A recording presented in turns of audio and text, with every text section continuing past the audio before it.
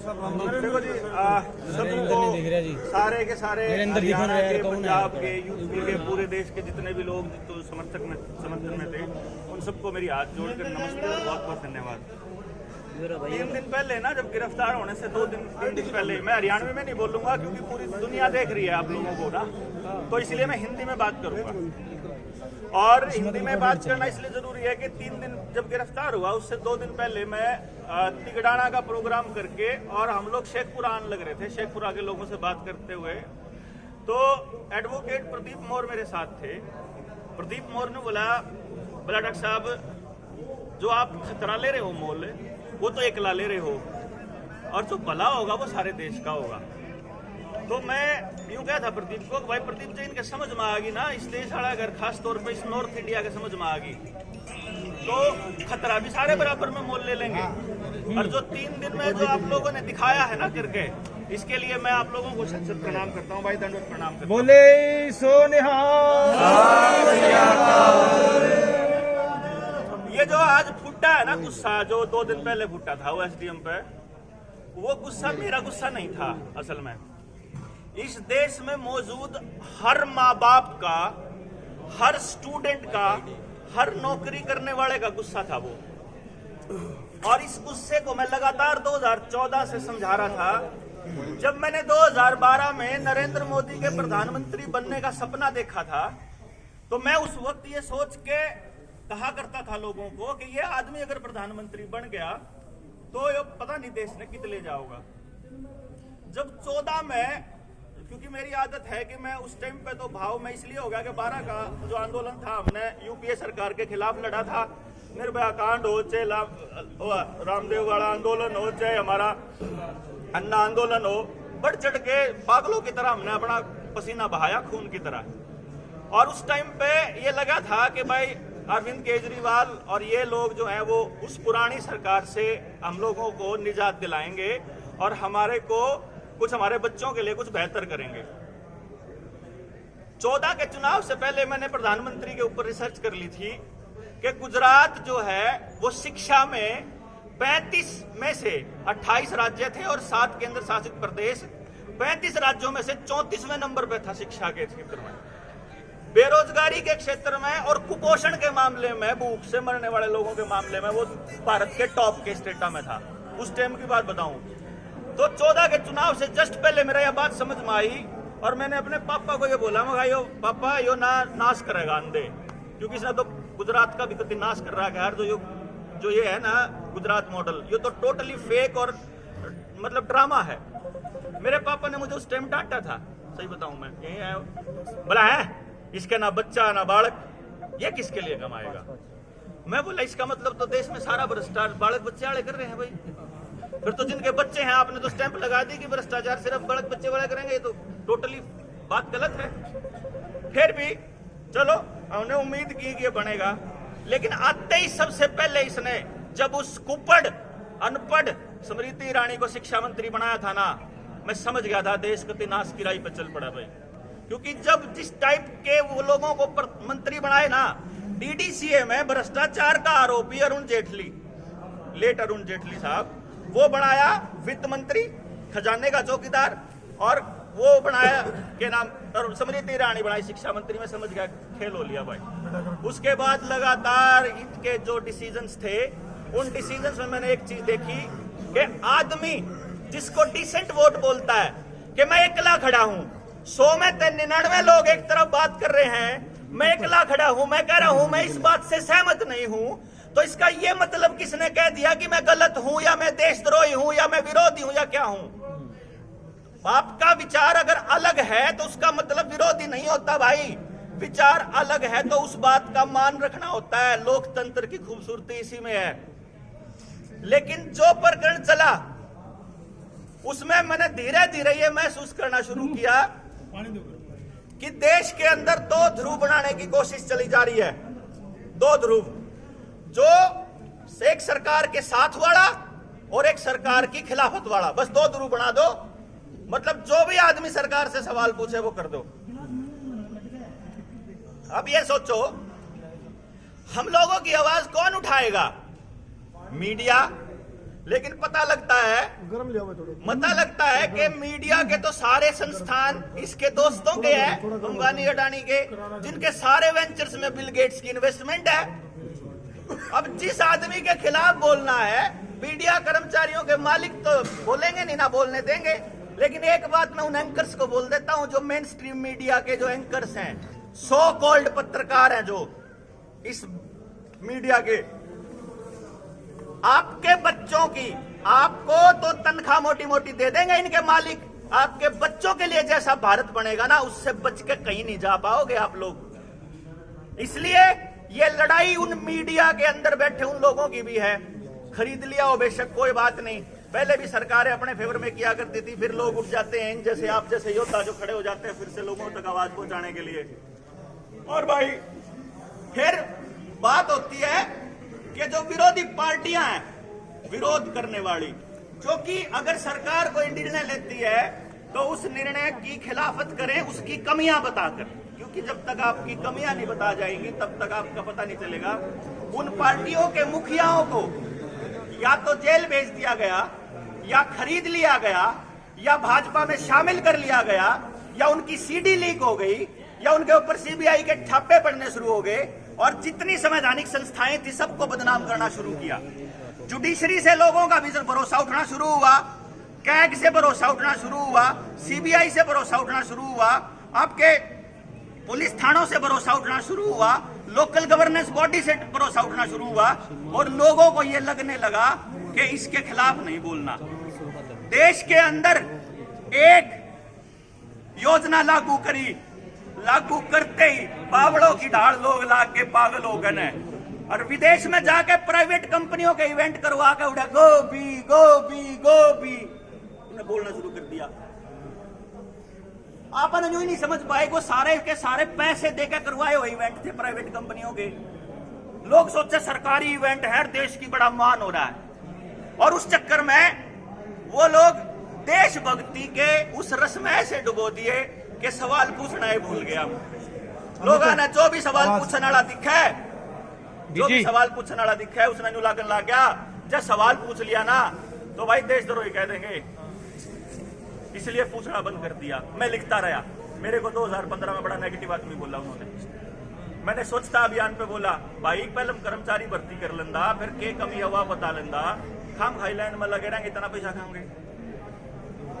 इवनू देख लो, मतलब कोई भी काम हो, थोड़ा आवाज कहते यार, कम कर देंगे यार। हाँ, आवाज वो तो अभी क्या होया, बाकी के जितने भी योजनाएं थी सरकार की, एक बात ध्यान रख लियो, उसमें दो काम हुए। एक तो उस काम को करने का ठेका प्राइवेट कंपनी को मिला, दूसरा आदमी लाइन में लगे। स्वच्छता अभियान से लेकर, फास्टैग से लेके, आपके जनधन खातों से लेके, आपकी उज्ज्वला योजना से लेके, आपकी फलानी टिमकी से लेकर के, और आज ये अमृत प्याले की लाइन में लग रहे। अमृत प्याला सोच के वो केमिकल की लाइन में लग रहे, थोड़े दिन में फिर अस्पताल की लाइन में लागोगे। इससे पहले भी लाग रहे थे, और लाइन में ही लग रहे हो, राशन की भी लाइन में ही लग रहे हो। आज तक लाइन नहीं टूटने दी बंदे ने, तो सवाल पूछने की हिम्मत का। थोड़ा सा माहौल ठीक होने लगा, फिर रोटी का लाला पड़ जाए, रोटी के लाले पड़ते आदमी के पास सोचने की हिम्मत कहां बचे है जी। रोटी खाएगा तो सवाल पूछेगा।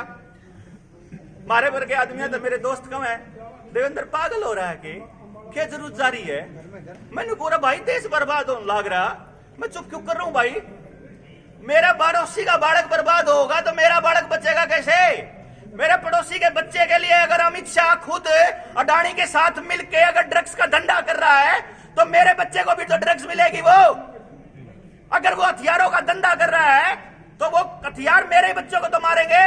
तो जुन सा वो मीडिया वाला आदमी छुपा बैठा है उसके भी तो बालक न मारेंगे। अगर ये केमिकल खराब हैं, अगर ये गलत हैं तो इनके बच्चे भी तो मरेंगे।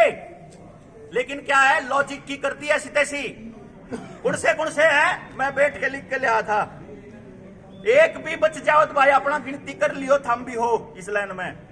क्रैच आड़े, आंगनबाड़ी आड़े, आशा worker, mid day meal worker, guest teacher, शिक्षा मित्र, ड्राइंग टीचर, पीटीआई, स्कूला के मास्टर, प्राइवेट स्कूल के master, college student, railway, roadways, banking, BSNL, HPCL, BPCL, भेल, हेल, सेल, भेल BHEL, सेल SAIL और हेल HAIL, सरकारी तो ऑर्डिनेंस फैक्ट्री, किसान कर्जे में दाबना, दुकानदारा का लॉकडाउन लाके नाश करना, किराएदार नाश कर दिया, सारे दुकान छोड़ बाज गए। जुडिशरी में जाओ, न्यायालय में सारे वकील काम छोड़ छोड़ बाजन लाग रहे। टैक्सी आड़े, ट्रांसपोर्ट आड़े, व्हीकल के जो चलान कटन लाग रहे, बिजली के बिल कितने कितने हो गए, काम जो गैस की पाइप बार लागन लागी, सारी चीज आधार की गेल जोड़न में लाइन पे लाग रहे, गाड़िया में GPS लान लाग रहे। अब भाई स्मार्टफोन ने आदमी डंप कर दिया, बड़का का नाश कर दिया ऑनलाइन एजुकेशन ने। से 5G लाला के लोगों के दिमाग खराब हो लाग रहे, उनके दिमाग सेटिंग में नहीं आने लाग रहे, उनको लंग्स की प्रॉब्लम आने लाग रही, सांस की प्रॉब्लम आने लग रही, नाम ले में दूसरी लहर का हमने के बेरा नहीं। इस देश में 2010 के बाद रेडिएशन के ऊपर रिसर्च भी नहीं हुई दोस्तों। रेडिएशन कितने खतरनाक तरीके से आपके बच्चों का दिमाग खत्म करने लग रही है। आपके घर में CCTV कैमराज लगे हुए हैं, स्मार्ट टीवी के माध्यम से। स्मार्ट टीवी जो एयरटेल से चलता है, जो इंटरनेट से चलता है, वो इंटरनेट आपके सारे घर की इंफॉर्मेशन देवा है। या मेरे तो बताई पुलिस वाला ने बोला हमारी ट्रेनिंग चल रही थी, उन्हें मारते लाइव करके दिखाया कि देख, एक पुलिस वाला बुला लिया, तेरे घर में स्मार्ट टीवी है? बोला हाँ। बोला यो देख, तेरा छोरा खेलने लाग रहा है, तेरी बहू के बनाने लाग रही, तेरा यू के बना, एक एक चीज किस वजह से? घर में जो स्मार्ट डिवाइस लग रही थी उनकी वजह से। Artificial intelligence, robotics, internet, social media का कबाड़ा देखो। मेरे पर का सच्ची बात लिखा है तो उसकी खबर उठ जाए। क्यों? क्योंकि एयरटेल का यो इसका ससुराल, इसका नाम याद आवे, इस बीमार कंपनी का, वो जो अरे निकम्मे सर, ये नगा नाम खोल लेना, क्योंकि एडवर्टाइजमेंट करा, BSL का नाश करके अपने दोस्तों की वो करी इन्होंने। मैं जो बता रहा था, जो सोशल मीडिया का, फेसबुक और इंस्टाग्राम का मालिक और गूगल का मालिक, दोनों के दोनों वर्ल्ड इकोनॉमिक फोरम का मेंबर है। वर्ल्ड इकोनॉमिक फोरम कौन सी है? जिसने आजकल यूनाइटेड नेशन का सस्टेनेबल डेवलपमेंट एजेंडा चुरा रखा है। सस्टेनेबल डेवलपमेंट एजेंडा 2017 में वर्ल्ड इकोनॉमिक फोरम ने सरेआम ऐलान किया हुआ है, आप लोगों को पता भी नहीं है। ट्विटर अकाउंट पे जाओ, उसके वर्ल्ड इकोनॉमिक फोरम के वीडियो पड़ी हुई है, मेरे अकाउंट पे भी पड़ी हुई है, ट्विटर पे। मोदी ने कह रखा है, by 2030 you will own nothing and you will be happy. तुम्हारा कुछ भी नहीं होगा तुम्हारे पास, तुम किसी चीज के मालिक नहीं होगे और तुम हैप्पी होगे। सरेआम बता रहे हैं वो लोग आपको कि आपकी जमीन, आपका पानी, आपकी बिजली, आपकी गैस, वो हमारी दया पे निर्भर होगा। अगर हम चाहेंगे तो तुम्हें मिलेगा, नहीं चाहेंगे तो नहीं मिलेगा। इसीलिए आपकी जिंदगी से जुड़ी हुई एक एक चीज को इन लोगों ने आधार कार्ड के साथ जोड़ा। वो आधार कार्ड जो सरकार की एंटिटी नहीं है, वो आधार कार्ड जो नंदन नीलकेणी की आइडेंटिटी है। उस आधार कार्ड के ऊपर सुषमा स्वराज का, अरुण जेटली का भाषण देख लो 2014 से पहले का। 2014 से पहले जब कांग्रेस की यूपीए सरकार जब लेकर के आई थी आधार कार्ड को, तो अरुण जेटली और सुषमा स्वराज ने कहा था कि ये हमारे देश के नागरिकों की निजी जानकारियां और उनकी गोपनीयता का चोरी है, उसका उसमें हस्तक्षेप कर रहे हैं आप लोग, ये गलत काम कर रहे हो। और खुल के विरोध किया था बीजेपी ने। ऐसा क्या हो गया भाई कि नंदन नीलकेणी वित्त मंत्री अरुण जेटली से एक मुलाकात करता है 2 घंटे की, और उसके बाहर निकलते ही आधे घंटे में अरुण जेटली जो है वो बयान देता है मीडिया के सामने आके प्रेस कॉन्फ्रेंस करके कि आपसे हर चीज के साथ आधार कार्ड कंपलसरी हो जाएगा। जगदीप जाखड़ और इतनी बड़ी लड़ाई लड़ी जिनने आधार कार्ड के ऊपर हरियाणा में, रविंदर डुल वकील था उनका। रविंदर डुल ने लड़ाई लड़के ने कहा भाई आधार कार्ड कंपलसरी नहीं होना चाहिए। और प्रशांत भूषण लड़ रहा वहां से। प्रशांत भूषण जी ने जब उसके बाद पूरे देश के अंदर सुप्रीम कोर्ट ने आदेश दिया कि आप कंपलसरी नहीं कर सकते, लेकिन किन्होंने क्या किया? आपके काम इतने मुश्किल कर देंगे, आधार कार्ड से जाओगे तो आपका सिम कार्ड एक्टिवेट हो जाएगा ऐसे चुटकियों में, और लाइसेंस पर रखोगे तो बाट देखो 1 हफ्ता। आम आदमी सोचता है कि कुछ नहीं, उन्हें बेरा भी कोनी कि तेरी सारी चीज चोरी होने लग रही, तेरा ITR, तेरा बैंक अकाउंट, तेरा खाता, तू कितना खर्चा करे, तू कित जावे, किससे क्या क्या बात करता है, एक एक चीज सरकार के पास वहां जाने लगी। सरकार के पास नहीं, नंदन नीलकेणी प्राइवेट कंपनी के पास। हमने बहुत विरोध किया था उसका, लेकिन लोगों का नहीं समझ में आया। जब 2020 में पहला लॉकडाउन लाया था, 22 मार्च ने 5 मई का मेरी फेसबुक पर मैंने लिखा था, उसका स्क्रीनशॉट मैंने रख लिया था बाय चांस।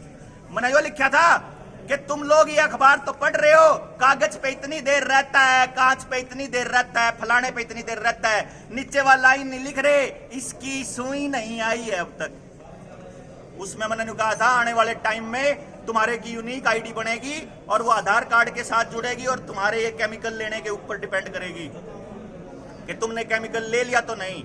और आने वाले वक्त की जिंदगी की हर सर्विस आपकी इसके साथ जुड़ेगी, और यहां तक कि आपकी गट हेल्थ। मेरे YouTube चैनल पे कपिल बजाज का इंटरव्यू मैंने डाला था, सेंसर्स लगेंगे आपकी लैट्रिन के अंदर आने वाले टाइम में, पोटी के अंदर, उसमें फ्लश के अंदर। अगर आपकी गट हेल्थ खराब है, गट हेल्थ आपकी जो इंटेस्टाइन के अंदर होती है, तो आपके दरवाजे के साथ उसका कनेक्शन होगा। गट हेल्थ खराब है तो आपको घर से बाहर निकलने नहीं दिया जाएगा। ये हालत आने वाली है, जितने बच जाएंगे इस अमृत प्याले के बाद। आपकी जिंदगी को नरक बनाने वाले हैं जितने बच गए। इसके साइड इफेक्ट सुन लो, कोई भी लॉन्ग स्टडी नहीं है, लॉन्ग टर्म स्टडी नहीं है इसके ऊपर। आज तक ना ICMR, ना IMA, ना अपनी एम्स, ना गुलेरिया, ना बलराम भार्गव, ना आपकी CDC और ना WHO आज तक ये एक्सप्लेन नहीं कर पाए कि इस बीमारी को वजह से एक भी मौत हुई हो। एक्सीडेंट से मौत हुई तो भी भला इस फर्जी बीमारी से, ठीक है। तो अगर किसी उससे मौत हुई हो, आदमी हार्ट अटैक से मरा। आपको मालूम है जैसे 2016 के अंदर इन लोगों ने आपके बेरोजगारी के आंकड़े छुपाने शुरू कर दिए थे, उसी तरह से 2018 के बाद इन्होंने अस्पतालों में मौत के आंकड़े छुपाने स्टार्ट कर दिए, क्योंकि 19 में इनका खेल स्टार्ट होना था। जॉन हॉपकिंस यूनिवर्सिटी के अंदर 2019 के अंदर, सितंबर 2019 के अंदर पूरा ट्रायल हुआ था इस बीमारी का। मेलिंडा एंड गेट्स फाउंडेशन, जो बिल गेट्स की फाउंडेशन है, उसके अंडर में, जिसने ये कहा था कि आने वाले टाइम में जो महामारी आने वाली है, कौन से देश को क्या क्या हम लोग ड्यूटी देने वाले हैं। आप जाके देख सकते हो, उसके तो डॉक्यूमेंट पड़े हुए हैं। 2017 में जब बिल गेट्स को पद्म भूषण दिया नरेंद्र मोदी ने 2016 में, तो हमारी नीति आयोग क्यों बनाया था पता है आप लोगों को? इसलिए बनाया था भाइयों, क्योंकि पहले जो प्लानिंग कमीशन था ना, उसमें सारी सरकारों के भर्ती करे हुए अफसर थे। तो इन लोगों को लगा कि अगर कोई प्लान बतावांगे तो वो लीक होगा, उसकी सारी कमी पता लगेगी तो पब्लिक बोलने स्टार्ट कर जाएगी, सोशल मीडिया पर तो कम से कम बवाल उठेगा ही।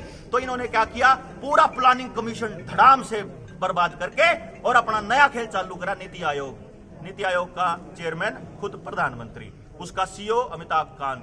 क्या बोलते हैं अमिताभ कांत, क्या बोलता पता है? इस देश में टू मच डेमोक्रेसी है। ये उसके शब्द हैं, और किसी का विरोध नहीं आया। जब रोहित वेमुला को हैदराबाद यूनिवर्सिटी में मारा, किसी का विरोध नहीं आया। जिस टाइम पे एक ले करके पिटन लाग रहे थे, किसी का विरोध नहीं आया था। इसीलिए इन सरकारों को यह यकीन हो गया कि ये इस देश के लोग इतने नासमझ हैं, इतने मूर्ख हैं कि इनको हमारी चालों का पता ही नहीं चलता। इसीलिए हम जो चाहें कर सकते हैं। आपको पता लगे, आपके आंकड़े सारे के सारे छुपा लिए गए, मौत के आंकड़े जो 2018 से पहले के बताऊं था। केरल की सरकार, किसकी सरकार है जानते हो? CPI की। भाई साहब, कम्युनिस्टों की सरकार में सफेद ड्रेस पहन के निपा वायरस का पूरा रिहर्सल हुआ था, जो आपको ड्रामा करके दिखाया था ना शमशान घाटों में। 6 शमशान घाट अगर एक शहर में, सब में 1-1, 2-2 मौत रोज लगभग हो जाती है। भाई साहब, इन्होंने सारे शमशान घाट बंद करके वो शमशान घाट खोला जो रोड के नजदीक था, जहां ड्रामा चलता हो। सफेद वो पार का पुरा ड्रामा दिखाया। अस्पतालों के अंदर आज भी चले जाओ, दूसरी बीमारियों के मरीज आज भी ओवर पॉपुलेटेड हैं, तो उस फर्जी ड्रामे के मरीज भी ओवर पॉपुलेटेड थे। फिर ऐसा कैसे हो सकता है कि ICMR एक प्रोटोकॉल जारी करता है पूरे देश के डॉक्टरों को, और वो भी बंगाल चुनाव के खत्म होने के जस्ट पहले, जब चुनाव प्रचार खत्म होता है, कि तुमने अगर किसी और बीमारी से इलाज किया, तो तुम्हारा लाइसेंस रद्द, किसी और पद्धति से इलाज किया तो लाइसेंस रद्द कर दिया जाएगा। ना तुम नेचुरोपैथी से इलाज कर सकते, ना तुम योगा से कर सकते, ना तुम होम्योपैथी से कर सकते। इलाज करोगे तो सिर्फ एलोपैथी से करोगे, और वो इलाज भी तुम ये दवाई दोगे जिसको रेमडेसिविर कहते हैं, जहां आपको स्टीरॉइड दिए गए, जहां आपको रेमडेसिविर के साथ साथ वो एंटीबायोटिक दी गई। और इन तीनों का कॉम्बिनेशन ट्रायल पे था, क्योंकि आपको यह भी नहीं पता कि वो दवाइयां भी इमरजेंसी यूज ऑथराइजेशन के लिए अप्रूव हुई थी, और जो ये आपके बड़का के लाग रहा है ना, यो भी इमरजेंसी यूज ऑथराइजेशन के लिए अप्रूव होया है। कौन सी इमरजेंसी है भाई? जिसके लिए इतना हंगा ला रहे हो? कैंसर के लोग इतने बीमार पड़े पंजाब में, ट्रेन भर भर के जावा है, उनका इलाज तो धक्के से नहीं करते तुम लोग। रैलियों में 3-3 लाख बुलाते हो, उनको तो सर्टिफिकेट नहीं मांगते तुम लोग। तुम्हारे को 5 नौकरी करने वालों से सर्टिफिकेट मांगते हैं। और बुज़दिल लोग कौन से हैं? वो एक मास्टर जी मेरे को बोलता है, मैंने तो नहीं लिया है जी, मेरी लड़की ने भी नहीं लिया, मेरी बीवी ने ले लिया। मैं क्या, क्यों ले लिया भाई? बोला जी उसका डीडीओ ये कहने लगा अगर नहीं लोगे ना तो तुम्हारी सैलरी नहीं दी जाएगी। मैं कहा बस सैलरी के लिए? आज सैलरी के लिए तुमने अपने बाजू आगे करी है, कल को सैलरी के लिए पिछवाड़ा आगे कर देना। कल को तुम्हारा वो डीडीओ बोलेगा तुमको कि तुम अपनी लड़की को नहीं भेजोगे रात को तो तुम्हारी सैलरी निकलेगी, तो तुम लोग इतने बुज़दिल हो गए हो कि तुम अपने शरीर की रक्षा भी नहीं कर सकते। मेरा शरीर मेरी मर्जी, मेरा शरीर मैं किसको दूं किसको ना दूं, मेरे शरीर में केमिकल किसी भी रास्ते से डाला जाए मेरी मर्जी, मैं मालिक हूं। कोई और कौन होता है उसके साथ जबरदस्ती करने वाला? मैं ये कह रहा हूं कि आज तुम मेरे साथ कर रहे हो, कल को मेरे बच्चों के साथ करोगे, और तुम्हारे भी बच्चों के साथ करने लग रहे, तुम चुप बैठे हो। और किस दवाई का? कौन सी दवाई का? वो दवाई जो इमरजेंसी यूज के लिए अप्रूवल हुई है। बच्चों की भी केमिकल इमरजेंसी यूज के लिए अप्रूवल हुए है, और बड़ों के भी इमरजेंसी यूज का अप्रूवल समझते हो कि किसी का इमरजेंसी हो तो टेस्ट करके देख लियो, लेकिन इमरजेंसी जी निकलता हो तो। लेकिन यहाँ क्या है? हाँ ठीक ठाक है, मेरा तो कुछ नहीं हो रहा, ना लुहाना पड़ेगा। क्यों लुहाना पड़ेगा? लुहाना पड़ेगा, सरकार का है, नहीं जाने देंगे, वहां नहीं जाने देंगे, वहां नहीं जाने देंगे। कहा नहीं जाने दोगे भाई? कौन से संस्थान में जाने से रोक रहे हैं? वो संस्थान जो बनाया हमारे मजदूरों ने, वो संस्थान जिसको बनाने में टैक्स का पैसा हमारा लग रहा, वो संस्थान जिसमें बैठा हुआ वो नौकर जिसको डीसी कहते हैं ये लोग, जो मालिक बना बैठा है डिजास्टर मैनेजमेंट की आड़ में, इस एक्ट की आड़ में, उस आदमी ने राक्षस बना बैठा है। मालिक ने राक्षस बना बैठा है, वो डीसी उसको राक्षस बना दिया। वो डीसी कहता है कि तुम मालिक हो, मैं मालिक हूं, आप मालिक हैं, सारी जनता मालिक है इस देश की। वो बताएगी सरकार को कि हमको कैसे जीना है, और सरकार उसके हिसाब की नीतियां बनाएगी, सरकार नहीं बनाएगी। भला देश के लिए अच्छा कर रहा है। देश बनता है देश के लोगों से, देश की मिट्टी से, देश की जमीन से, देश के किसान से, देश के मजदूर से, देश के छात्रों से, नौजवानों से, बच्चों से, उसके कीड़े मकोड़ों से, पक्षियों से, वहां की जो जीव प्रणाली है उससे। देश कोई नक्शा नहीं होता मेरे दोस्तों, मेरे से देश बनता है। 14 से लेके आज तक ऐसा देश बना दिया, बाहर निकलते हुए डर, नौकरी करते हुए डर, खाना खाते हुए डर, आपको कुछ भी करते हुए डर, दफ्तर में जाते हुए डर, मीडिया में बोलते हुए डर, क्या ड्राइव करते हुए डर। इन लोगों का हार्ट अटैक होने लग रहे, वो दवाइयां जिनमें कंपनी सरेआम अपनी वेबसाइट के ऊपर लिखन लग रही कि मारा टीका लगे पीछे, थारे को हार्ट अटैक भी हो सका है, ब्रेन हेमरेज भी हो सका है, लकवा भी हो सका है, नपुंसक भी हो सको, एलर्जी भी हो सका है, सिर में दर्द भी हो सका है, खांसी भी हो सका है, पेट दर्द भी हो सका है, आपके जलन भी हो सका है, गोड्डे भी टूट सका है, शरीर भी टूट सका है, आगे प्रजनन क्षमता भी खत्म हो सका है। वो बताने लग रहे अपने उनमें, और आप लोगों को कोई डॉक्टर नहीं बताता। इन्फॉर्म्ड कंसेंट लेनी होती है। अगर आपके बालक के कोई सुई लाओगा ना, वो डॉक्टर आपने शामी बिठाओगा उसके बाप ने, वो उसके बाप से पूछेगा या माँ से कि तेरा बच्चा बैठा है, मैं इसको ये वाली कंपनी का ये वाला केमिकल डालने वाला हूं इसके शरीर में, इस बाजू के थ्रू, और इसके अंदर कंपनी ये कहती है कि ये साइड इफेक्ट हो सकते हैं, और तुम बताओ लगवाना है कि नहीं लगवाना। अगर मालिक मना कर दे तो ये मना नहीं कर सकते। खेल देखो कितना बड़ा है दोस्तों। मेरी एसडीएम साहब से लड़ाई किस बात पे हुई? अपना गुलामी का पट्टा मुंह का कच्छा डालने के ऊपर, कि मुंह का कच्छा पैर। मैं कहता हूं ये कच्छा पहनने से आप बीमार होते हो, आपके लंग्स की सैचुरेशन कम होती है, आपके दिमाग तक अगर ऑक्सीजन कम जाएगी तो आपकी सोचने समझने की क्षमता खत्म होती है, इरिटेशन बढ़ती है, गुस्सा बढ़ता है, घर में क्लेश होते हैं, आप बीमारी के लिए तैयार होते हो। और लेटेस्ट स्टडी है आपको लंग्स का कैंसर भी होता है। लेकिन सरकार को सब पता है, एक भी रिसर्च हो पूरी दुनिया में, WHO, ICMR, CDC, एम्स, जिसकी मर्जी, एक भी रिसर्च जो ये बताती हो कि ये मुंह का कच्छा पहनने से कोई बीमारी रुकती है। भाई साहब जहां कहोगे वहां चीप गेल साफ करने तैयार हूं मैं, जहां कहोगे। अगर एक भी बीमारी ठीक होती हो, एक भी साबित कर दे इस फर्जी बीमारी से आदमी मरा है, साबित कर दे। किसी लाश की, किसी डेड बॉडी की ऑटोप्सी हुई क्या? किसी की पोस्टमार्टम हुआ क्या? किसी का नहीं। किसान आंदोलन में हुआ था ऐसा, वहां सिंगू बॉर्डर पे एडवोकेट खरेटा थे, उन्होंने बताया मुझे, वो क्या कहते हैं, एक किसान की मौत हो गई, सोनीपत सीएमओ के पास गए, सोनीपत